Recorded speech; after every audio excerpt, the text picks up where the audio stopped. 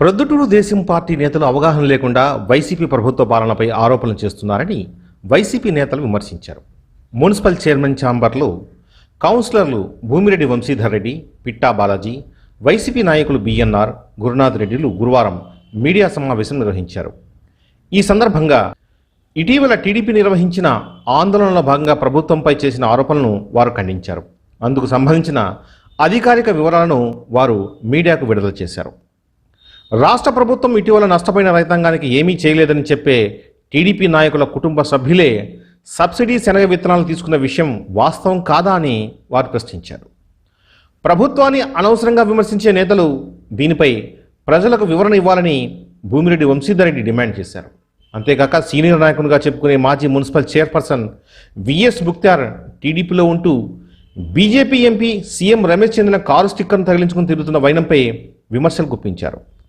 మనసులో MP CM రమేష్ను పెట్టుకుని TDP రాష్ట్ర నాయకులుగా చలామణవుతున్నారన్నారు. నిత్యావసర వస్తువుల ధరలపై ప్రశ్నించాల్సి వస్తే వైసీపీని కాదని బీజేపీలో ఉన్న సీఎం రమేష్ ఇంటి ముందు ధర్నా చేయాలని భూమిరెడ్డి సూచించారు. అవగాహనతో మాట్లాడితే బాగుంటుందని ప్రజలు కూడా తెలుసుకుంటారన్నారు.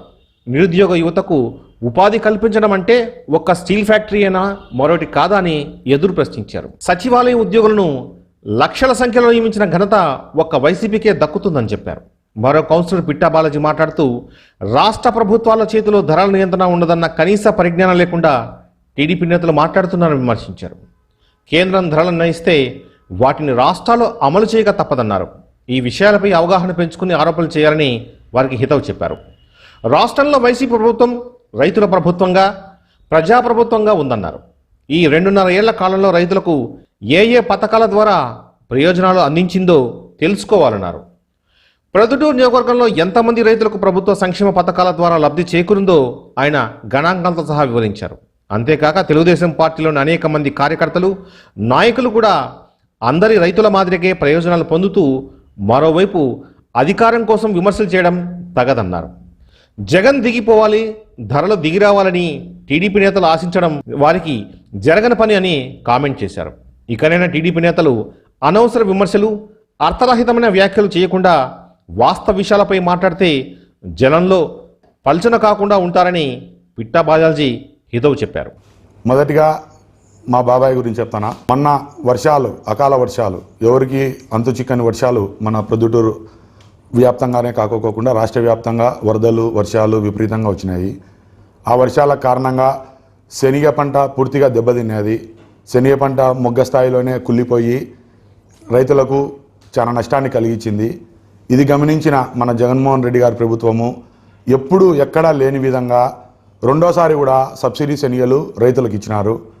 సబ్సిడీ శనగలు ఎందుకంటే కనుక మార్కెట్ 80% సబ్సిడీతో ఇచ్చినారు. మళ్ళీ శనగలు ఇవ్వడం అంటే అట్లా ఇట్లా ఇవ్వడం కాదు. మార్కెట్ రేటు 5,200తో కొనుగోలు చేస్తే 1,340 రూపాయలకే క్వింటా శనగలు ఇచ్చినారు రైతులకు. అంటే 80% సబ్సిడీతో శనగలు ఇచ్చినారు. ఈయన ప్రవీణ్ కుమార్ రెడ్డి ఏమన్నా మాట్లాడితే మా బాబాయి, ఈ రైతులకు ఈ ప్రభుత్వంలో మేలు జరగలేదని నువ్వే అంటున్నావు. దానికి ఒక సంజాయిషిగా ప్రజలు బాగా గమనించాల్సిన విషయం ఇది. ఆయన 1000 కోట్ల ఆస్తిపరుడు, 1000 కోట్లు ఉన్నాయి ఆయన కాడ. రైతులకు సబ్సిడీ ధాన్యాలు ఎప్పుడు ఇస్తారు? పావర్టీ లైన్, దారిద్ర్య రేఖకు దిగు ఉండే వాళ్లకు, దారిద్ర్య రేఖలో ఉండే వాళ్లకు, పేద రైతులకు ఈ సబ్సిడీ విత్తనాలు ఇస్తారు. 80% సబ్సిడీతో ఇచ్చినారు.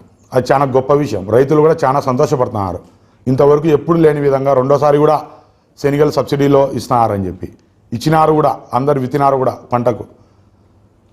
ఒక ఘోరం ఏంటంటే 175 నియోజకవర్గాలకు సంబంధించి టీడీపీ ఇన్ఛార్జీలుగా ప్రకటిస్తే జనరల్గా టీడీపీ కార్యకర్తలకు కానీ, వాళ్ళకి సంబంధించిన సెకండ్ క్యాడర్ కానీ, కౌన్సిలర్లకు కానీ వాళ్ళకి ఆల్రెడీ ప్రభుత్వ పథకాలు కోకొల్లలు పడుతున్నాయి వైఎస్ఆర్ గవర్నమెంట్ నుంచి.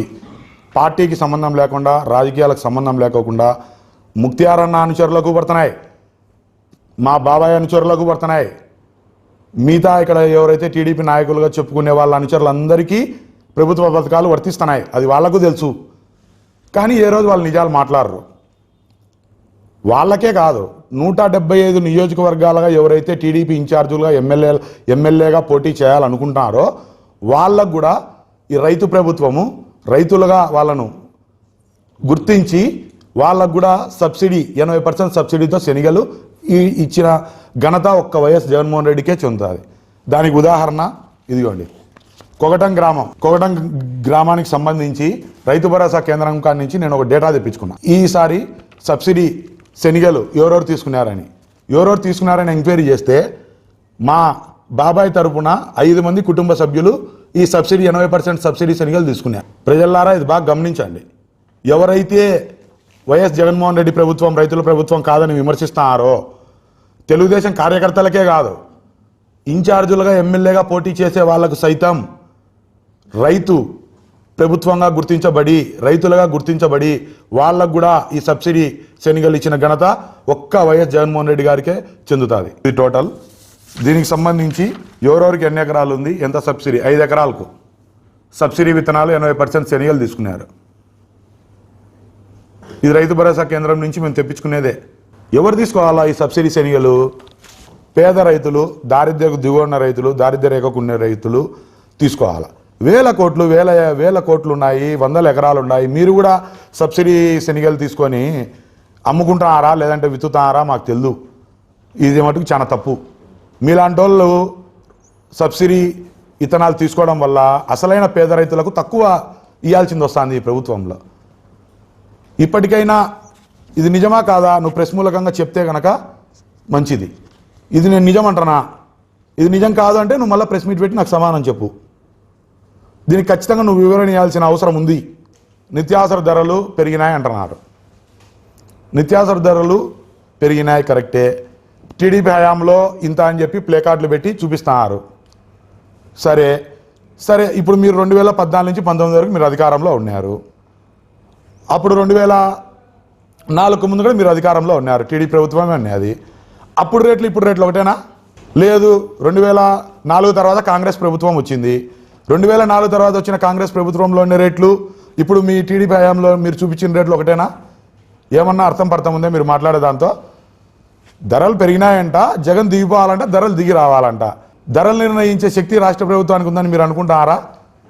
ఇది మీ అజ్ఞానాన్ని నిరూపిస్తుంది. రాజకీయంలో ఎవరు నిర్ణయించాల ధరలు? సరే, ఆంధ్రప్రదేశ్లో వైఎస్ జగన్మోహన్ రెడ్డి గారు ఉండడం వల్ల నిత్యావసర ధరలు పెరిగినాయి. పక్క రాష్ట్రం తెలంగాణలో ఏమన్నా 50 రూపాయలు తక్కువ ఉన్నాయా ఈ రేట్ల కంటే? సరే, మహారాష్ట్రలో తక్కువ ఉన్నాయా? అన్ని చోట్ల ఏమన్నా జగన్ గవర్నమెంట్ ఉందా? అన్ని చోట్ల ఇంతకుముందు ఏమైనా టీడీపీ ఉన్నదే? ఇంకొకటి, మా ముత్యారన్న చెప్తాడు, ఒక్క ఛాన్స్ ఇవ్వమని చెప్పి అడిగి జగన్మోహన్ రెడ్డి ముఖ్యమంత్రి అయినాడు అని చెప్పినాడు. ఒక్కసారి ముఖ్యమంత్రి పదవి ప్రజలు ఇస్తే దాని ఇంపాక్ట్ ఎట్టుందంటే కనుక ఒక్క ఛాన్స్, నాకు లాస్ట్ ఛాన్స్, ఒక్కసారి నాకు ముఖ్యమంత్రి ఛాన్స్ ఇవ్వండి అని ప్రాధేయపడే స్థాయిలో చంద్రబాబు నాయుడు దిగదార్చాడు మా వైఎస్ జగన్మోహన్ రెడ్డి సంక్షేమ పథకాల ద్వారా. అది బాగా గుర్తుపెట్టుకో. ఇంకొకటి చెప్తున్నా ముక్తియారా, నాకు బాగా గుర్తుపెట్టుకోన్నా, నువ్వేమో టీడీపీ, నీ వెహికల్కి వేసుకునే స్టిక్కర్ ఏమో బీజేపీ కమలం పార్టీది, రమేష్ నాయుడుది. అంటే నీ మనసులో ఉండేది వేరు, రమేష్ నాయుడు. ఎవరైనా ఎవరికి ఇస్తారు స్టిక్కర్లు? ఎంపీటీ అతి ముఖ్య అనుచరులకు ఇస్తారు. నీకు ఇచ్చినాడు. నువ్వు టీడీపీలో ఉన్నావు, బీజేపీకి సంబంధించిన కమలం స్టిక్కరు నీ బండికి వేసుకుంటావు, రమేష్ నాయుడుకి మద్దతుగా ఉంటావు. ఈడొచ్చి నిత్యావసర వస్తువులు తగ్గాల, విశాఖ స్టీల్ ప్రైవేటీకరణ చేయకూడదు అంటే ఇవన్నీ ఎవరు దీనికి ఎంత కారణము? కేంద్రంలోనే బీజేపీ ప్రభుత్వము. నువ్వు నిజాయితీగా పోయి ధర్నా ఎవరి కాడ చేయాలా? పోయి రమేష్ నాయుడు కాడ చేయాలి. నువ్వు ఎసెన్షియల్ కమాడిటీస్ యాక్ట్ 1955లో భారతదేశ ప్రభుత్వం ఒక యాక్ట్ ఉంది. దీనికి ఎసెన్షియల్ కమాడిటీస్ యాక్ట్కు 1955లో ఉంది. మొన్న 2020లో కూడా ఇది అమెండ్మెంట్ అయింది ఈ యాక్ట్. ఈ యాక్ట్ ప్రకారం ఎసెన్షియల్ కమాడిటీస్ నిత్యావసర వస్తువుల రేట్లు నిర్ణయించేది day to day daily basis మీద నిర్ణయించేది సెంట్రల్ గవర్నమెంట్, బీజేపీ ప్రభుత్వం, ప్రస్తుతం ఉన్న బీజేపీ ప్రభుత్వం. ఎవరు సెంట్రల్ గవర్నమెంట్లో అధికారంలో ఉంటే ఆ ప్రభుత్వం ఈ రేట్లను డిసైడ్ చేస్తుంది. ఈ యాక్ట్ మాదో, ఆంధ్రప్రదేశ్ రాష్ట్రాందో, ఇంకొక ముఖ్యమంత్రిదో కాదు. ఇది భారత ప్రభుత్వం ముద్ర వేసుకున్న ఒక యాక్ట్. ఈ యాక్ట్ ప్రకారమే 2020లో మొన్న అమెండ్ చేసిన ఎసెన్షియల్ కమాడిటీస్ యాక్ట్ ప్రకారమే ఈ రేట్లు నిర్ధారించబడతాయి. ఇంకొక ప్రూఫ్ ఏంటంటే మీకు ఈ డేట్లు నిర్ణయించేకి ఇది minister of customer affairs, food and public distribution finance. ఈ మినిస్ట్రీ అందరికీ ఈ రేట్లను ఎట్లా డిసైడ్ చేయాలా, గైడ్లైన్స్, ఈ గైడ్లైన్స్ ప్రైస్ మానిటరింగ్ సిస్టమ్ ఒకటి ఉంటుంది, దీనికి గైడ్లైన్స్ ఎట్ ఇవ్వాలా అని ఈ ministry of consumer affairs and food and public distribution finance అందరికీ రాసిన లేఖ ఇది. ఈ లేఖ ప్రకారం వీళ్ళే డిసైడ్ చేసినారు, ఈ యాక్ట్ ప్రకారమే డిసైడ్ చేసినారు. ఏమని, ఈ నిత్యావసర వస్తువులు ఎసెన్షియల్ కమాడిటీస్ అంటే ఏంటి అని అనెక్సర్ 1లో వీళ్ళే నిర్ణయించారు, సెంట్రల్ గవర్నమెంటే. ఏంటండి, వరి అయితేనేమి, గోధుమలు అయితేనేమి, అటా అయితేనేమి, కందిపప్పు అయితేనేమి, మినపప్పు అయితేనేమి, ఇటువంటి కమాడిటీస్, నూనె అయితేనేమి, గ్రౌండ్నట్ ఆయిల్ అయితేనేమి, మస్టర్డ్ ఆయిల్ అయితేనేమి, వనస్పతి నూనె అయితేనేమి, సోయా నూనె అయితేనేమి, సన్ఫ్లవర్ ఆయిల్ అయితేనేమి, పామ్ ఆయిల్ అయితేనేమి, చక్కెర అయితేనేమి, పాలు అయితేనేమి, టీ పొడి అయితేనేమి, సాల్ట్ కూడా ఈ కమాడిటీస్ యాక్ట్లో పొందుపరిచినారు అనెక్సర్లో. అంటే డే టు డే బేసిస్ మీద ఈ ministry of food and affairs ఈ రేట్లను నిర్ణయిస్తుంది. ఇంకొకటి మీకు చూపించదలుచుకున్నాం ఈరోజు, department of consumer affairs retail రేట్లను ఇక్కడేముంది 12/1/2022 నిన్నటి రేట్లు కూడా వాళ్ళ వెబ్సైట్లో పొందుపరిచినారు. ఒకరోజు ముందు 11 డేట్ ఉంది, 2 రోజులు ముందు ఉంది, అట్లనే ఒక వారం ముందు ఏం రేట్లు డిసైడ్ చేసినాడు ఉంది, ఒక నెల ముందు ఏం రేట్లు డిసైడ్ చేసినాడు ఉంది, ఒక సంవత్సరం క్రితం ఏం రేట్లు డిసైడ్ చేసినాడు ఉంది. అంటే ఇది ఏ రాష్ట్ర ప్రభుత్వంకి సంబంధించినది కాదు, అసలు ఈ ఆంధ్రప్రదేశ్లో మీరంటున్నట్టు మా రాష్ట్ర ప్రభుత్వానికి సంబంధించినదే కాదు. ఈ విషయం కేంద్ర ప్రభుత్వానికి సంబంధించినది, బీజేపీ గవర్నమెంట్కి సంబంధించినది. మీరైనా మేమైనా ఎవరైనా దీని మీద పోరాడాల్సింది బీజేపీ గవర్నమెంట్తో. మీరు ఊరికే ప్రొద్దుటూరులో టైంపాస్ చేసే ఈ ఉపన్యాసాలు మానేసి అసలు విషయ పరిజ్ఞానం పెంచుకొని, నాలెడ్జ్ పెంచుకొని, ఎవరిని ఏం అడగాలా, ఎవరితో ఏం మాట్లాడాలని తెలుసుకొని మాట్లాడితే ప్రజల దగ్గర మీకు అంతో ఇంతో కొంచెం గౌరవం ఉంటుందని తెలియజేస్తున్నా. అదే కాకుండా రైతుల గురించి మాట్లాడినారు మీరు. రైతుల గురించి మాట్లాడతా ప్రొద్దుటూరు రైతులకు ఏం జరిగింది అనే ఆలోచనతో మీరు మాట్లాడినారు. అసలు ప్రొద్దుటూరు రైతులకు ఏం జరిగిందంటే, ఇది అగ్రికల్చర్ ఆఫీసర్ గారు ఇచ్చిన డేటా. 2018-19లో చంద్రబాబు గారు ఈ ప్రొద్దుటూరు రైతులకు ఇవ్వాల్సిన బకాయిలు సుమారు 17 కోట్ల రూపాయలు. ఈ సుమారు 17 కోట్ల రూపాయలు కూడా మా ఎమ్మెల్యే గారు రాచమల్లి శివప్రసాద్ రెడ్డి గారు ఎమ్మెల్యే గారు అయిన తర్వాత, మా వైఎస్ఆర్సీపీ గవర్నమెంట్ వచ్చిన తర్వాత ఆయన చొరవతో వైఎస్ఆర్సీపీ గవర్నమెంట్ 2018-19లో చంద్రబాబు గారు ఇవ్వాల్సిన పొద్దుటూరు రైతులకు ఇవ్వాల్సిన బకాయిలు కూడా 17 కోట్ల రూపాయలు రిలీజ్ చేయించినారు. ఇది పొద్దుటూరు. ఇంకా ఏం చేసిందంటే వైఎస్ఆర్ రైతు భరోసా కింద 2019-20, 2021 గాను ప్రొద్దుటూరు రైతులకు వైఎస్ఆర్ గవర్నమెంటు ఏం చేసింది, 40,50,00,000 రూపాయలు రిలీజ్ చేయడం జరిగింది. అంతేకాకుండా ఇక్కడుంది ప్రతి పేపర్లో ఏవో గారు ఇచ్చినట్టు, అగ్రికల్చర్ ఆఫీస్ ఇచ్చినట్టు ప్రతి పేపర్లో డేటా ఉంది మీకు. అంతేకాకుండా claim in community hiring centres, custom hiring సెంటర్స్కు 3,90,00,000 రూపాయలు. ఈ కస్టమ్ హైరింగ్ సెంటర్లు ఏం చేస్తాయంటే రైతులకు, పేద రైతులకు, మధ్యతరగతి రైతులకు, వాళ్లకు పొలానికి కావాల్సిన వస్తువులను సమకూర్చే దానికి ఈ కస్టమ్ హైరింగ్ సెంటర్స్ వాళ్ళకి నాలెడ్జ్ పెంచేదానికి, వాళ్ళకి పరిజ్ఞానం పెంచేదానికి కస్టమ్ హైరింగ్ సెంటర్లు పనిచేస్తాయి. ఒక ప్రొద్దుటూరులోనే 3,90,00,000తో ఈ కస్టమ్ హైరింగ్ సెంటర్స్ శాంక్షన్ అయినాయి. అది కాకుండా doctor YSR free crop insurance scheme నుంచి ప్యాడీ అంటే వరికి క్రాప్ ఇన్సూరెన్సు ఖరీఫ్లో 2020లో వచ్చిన మొత్తం 33,67,15,40 రూపాయలు.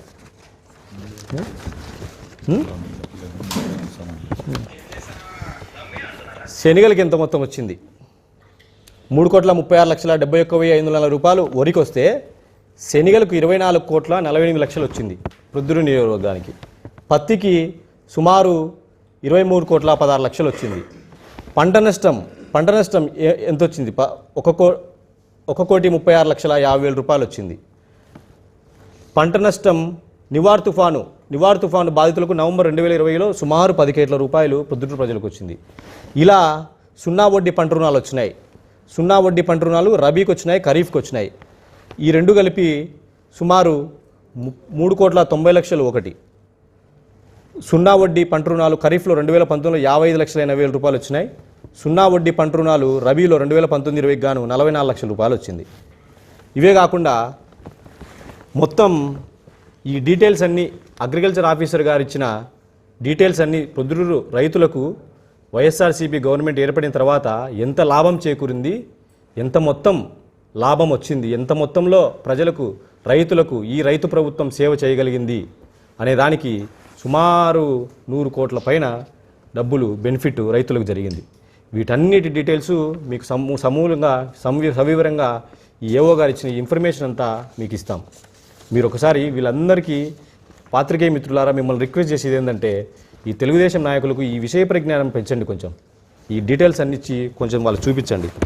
అంతేకాకుండా వీళ్ళనేది ఒకటి, జగన్మోహన్ రెడ్డి గారు దిగాల, సీఎం గారు దిగిపోవాలా, వీళ్ళు ఎక్కాలా. ఎందుకు ఎక్కుతారు? ఎందుకు సీఎం గారు దిగాల? అవ్వాతాతలకు 2,500 పింఛన్ చేశారని దిగాలనా?